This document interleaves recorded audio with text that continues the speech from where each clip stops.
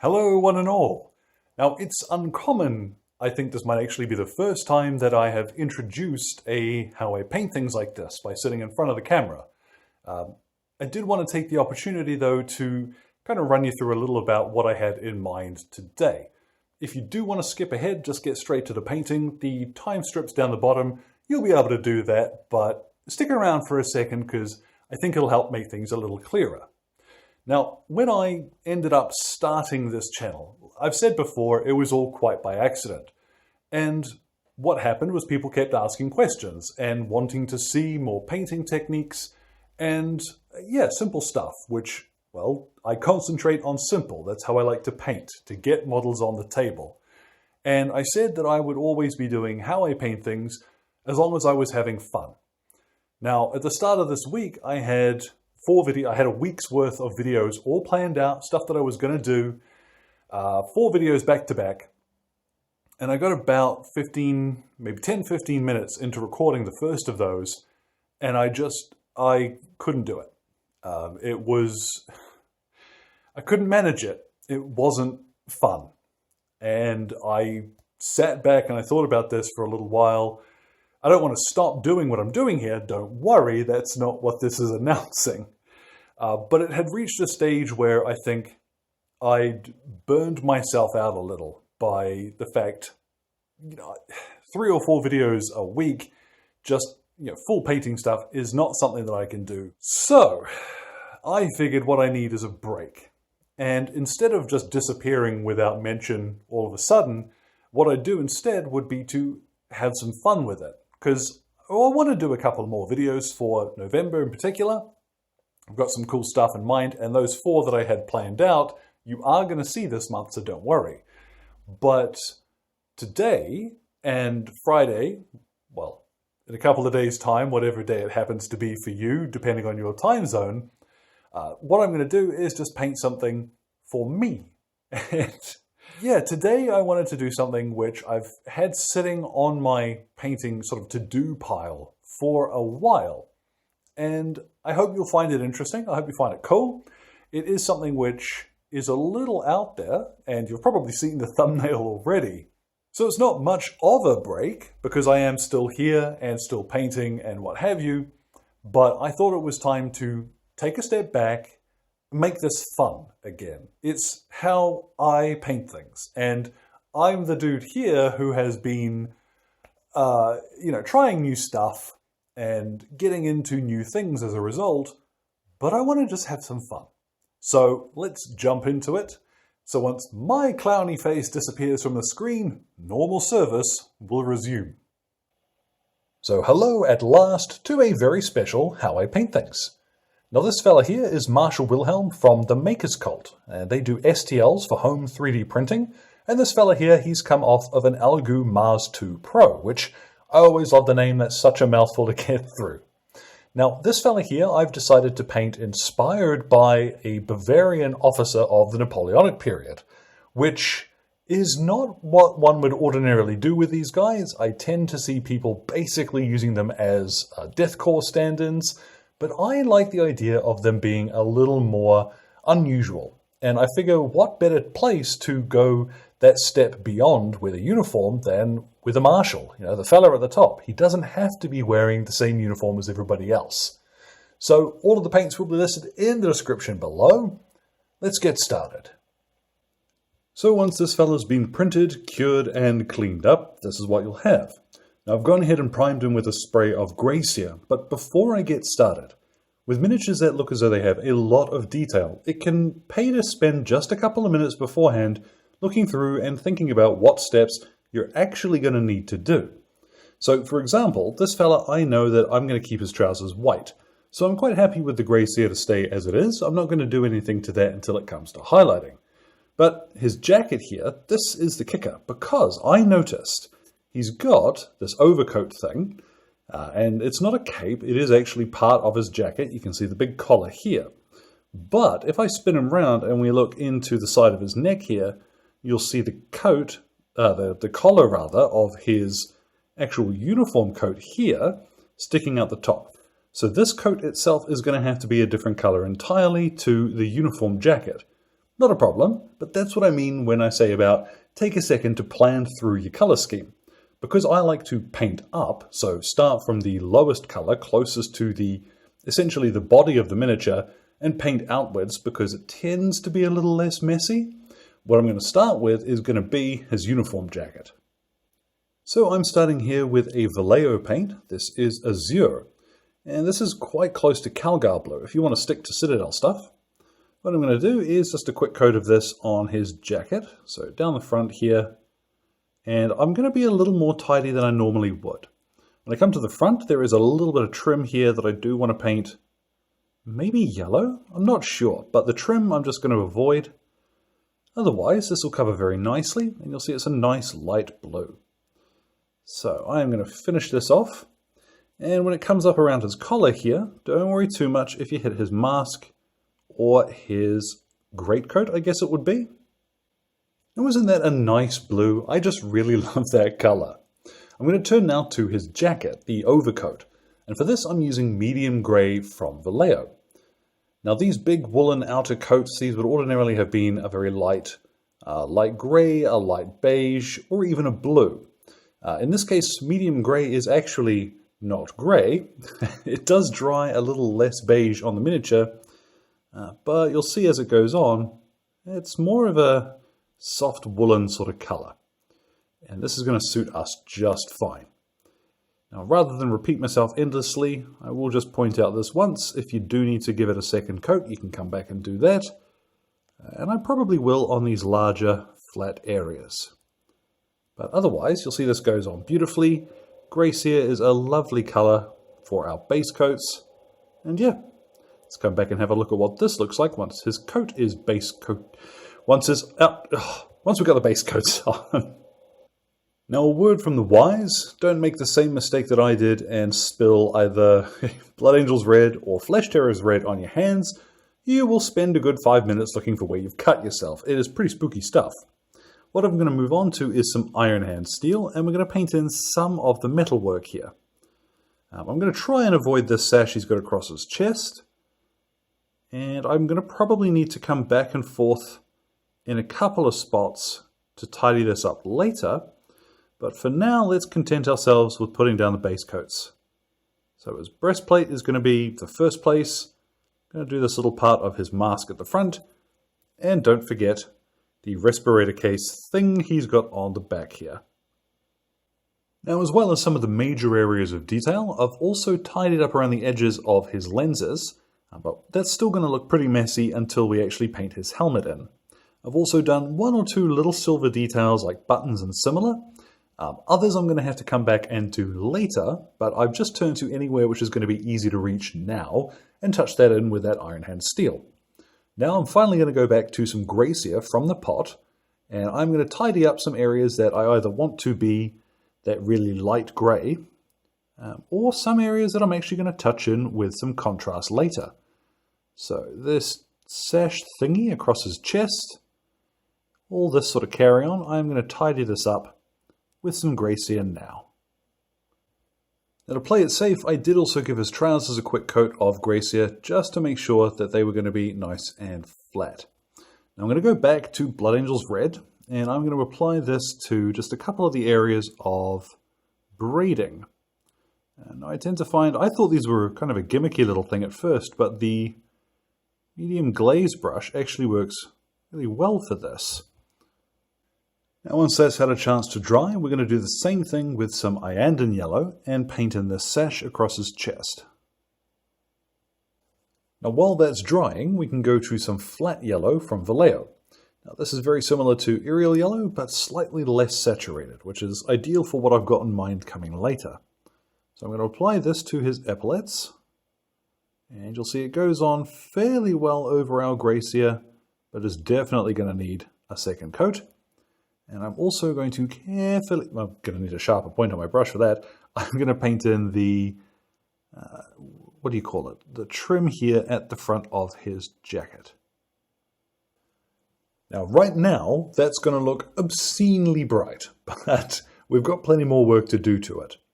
I'm going to move on to the gold details, and I do want quite a polished gold, so I'm using here Retributor Armour, And there aren't really very many gold details on him. I'm going to fill in this little gorget thing he's wearing, as well as I'm going to do a little bit into the helmet here, and the basket of his sword. We'll paint these in gold now. Now looking at the crest on his helmet, I know already I'm not going to keep that. I don't really like that as much as I thought I would, but luckily that'll be easy enough to paint over with some black. I'm using now some German camo black-brown. This is quite similar to Rhinox hide, but slightly less red, and I'm going to use this all over the leather colors. Now it's here you'll probably see what I meant about needing to come back and do some touch-up. That belt buckle, for example, a few other little things, not to worry about though. We're going to move on, and I'm going to use two different black colors, essentially.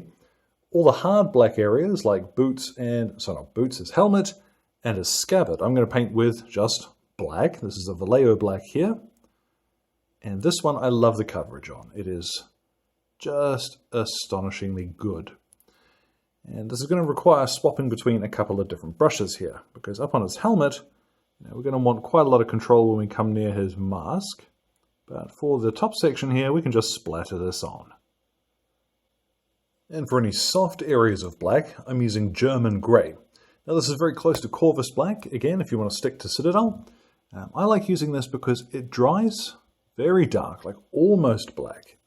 But it's got just a little bit of character to it, so that when we shade it, it's going to look more like leather or something similar. So I'm going to paint in his boots with this, and I'm also going to paint in the hose for his mask. And I'm going to swap to a smaller brush for that. Now finally it looks like he's coming together. What I'm going to do is tidy up those little bits of metal. So up on his helmet here, where I've splodged some of the icon. And I'm also going to tidy up any little metal bits. Now at last he's finally ready to take a shade. And for this I'm going to use Darktone from the Army Painter. But I have mixed this half and half with the Quick Shade mixing medium. Now a really common question is, which mixing medium did I use? Well, one of them is called Quick Shade medium and one of them is called War Paint medium. So when I say I'm using the Quick Shade medium, that's the, that's the clue. Now I've mixed this down because I don't want the shading effect to be so stark. And with the medium you find you'll get a little more time to sort of move it around. And I'm going to put this over most of the miniature. So you'll see we get a really cool straight away shading effect on the face mask. But I've still got plenty of time to shift this around to where I want it to be. And the gloopiness of the mixing medium is actually really handy. Give it a couple of seconds once you've applied it. Let it run into the recesses in the way that it wants to. And then once it's pulled, you can decide if you want to shift it. I'm going to put this over pretty much everything except the coat. I'm going to try and avoid the areas that I have used contrast on. But otherwise, even on this blue, this dark tone mix is going to work just fine. So let's go around the whole miniature, and everything but the coat in this one-to-one mix here. Now once it's dried, you'll get this cool, slightly smoky finish to all of the white, and everything else is shaded perfectly well too. I find that by thinning it with a little bit of the medium, you don't get such a harsh highlighting effect, and it works brilliantly. Now for the same reason, I've got here Strong Tone and the Quick Shade mixing medium in the same mix, so just one-to-one, and I'm going to apply this over all of his coat, including these epaulets too. So same deal, make sure that if it pulls up anywhere more than you might like, move it away while it's still wet. But otherwise, yeah, same deal, let's go. Now you'll find that that does dry with a slight satin sheen, but that's not really a problem. We are going to varnish this later, and that'll get rid of that. Now there is one last shade we're going to use, and we're going to use all three of the main Army Painter shades. So I have here Soft Tone. This has got a slight orangey, kind of warm finish to it, and I'm going to use this neat, rather than watering this down, over these epaulets. Now while that dries, we can actually get on to highlighting some of the other areas. So for this, I'm going to start with Off-White. This is a VALLEJO color, and you can use any sort of pure white here, This is almost indistinguishable from a pure white, by the way. I just find it goes on a little bit easier. So I'm going to highlight the white areas with this. Just a little down the center of the mask here. Very carefully. And we'll touch up around the eyes and stuff as well. And as well, down on the trousers, let's just highlight a couple of the really prominent creases. And suddenly, that shaded grey will look more like a muted, worn white. I always really like how that white turns out. That's quite nice, I think. I'm going to move on. I have an Army Painter paint here. This is Banshee Brown, and we are going to highlight the edges of his jacket here. So just a little bit of this. Any sharp creases you want to accentuate here, this will work very well. It goes on extremely bright, but it will dull down a little as it dries. Any mistakes you make, you can go back to your medium grey and just tidy them up a little. Now, Banshee Brown is a colour I don't always have a lot of use for, but when I do need it, it's really nice to have it. And on that note, I'm actually going to go to Morghast Bone here, and we're going to highlight the epaulets. Now, you could use Ushabti Bone. It's a funny old one when it comes to highlighting yellow, because when you want to do like something natural, like cloth or what have you, I tend to find a little bit of a bone color works better than a pure yellow. So I'm just sort of impressionist here, just dabbing against the grain. Oop, that's a bit much. Oh well. Any mistakes you make, you can just run a little bit of soft tone into those gaps again. But yeah, I'm going to highlight this with a bone color. It doesn't take very much of that to tone down that crazy bright yellow, and that looks a lot more natural. Now, I've also done a little of that on the front of his jacket there. And speaking of the jacket, I have some Fenrisian grey, and I'm going to do just a couple of tiny highlights on the blue. This is a nice, sharp, icy blue. And you don't really need to do very much of this, just enough to accentuate some of the folds in the coat here. That's funny because I was sitting here thinking to myself, am I taking too long with this? Then I realized I'm actually just having a really good time. The point of this, yeah, I'm thoroughly enjoying myself. I have now some Liberator gold, and I'm going to do just a little bit to, funnily enough, the gold. You don't need to do a huge amount of this. You'll find that once it dries, Liberator gold does add quite a bit to that gold. But once I've done some areas with this, we're then going to move on to a tiny wee bit of Stormhost silver. Because as well as highlighting the metallic areas as you'd expect, we can also use this to add a tiny wee, extremely bright sort of ding in the corner of any gold areas. So let's finally get this straight on the corner of his sword there. Just a tiny wee bit of silver will really make that gold properly shine. I'm not going to need very much of this, but a little bit of Gorthor brown just to highlight the corners of some of the leather areas is going to help make that look a little less just off black.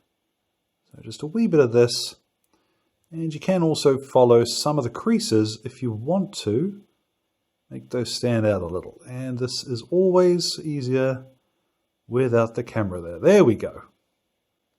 And when it comes to his boots and the hoses on his gas mask, I've got a little bit of Stormvermin Fur, and I am going to very carefully just blib blib blib along the edges and mess that up straight away.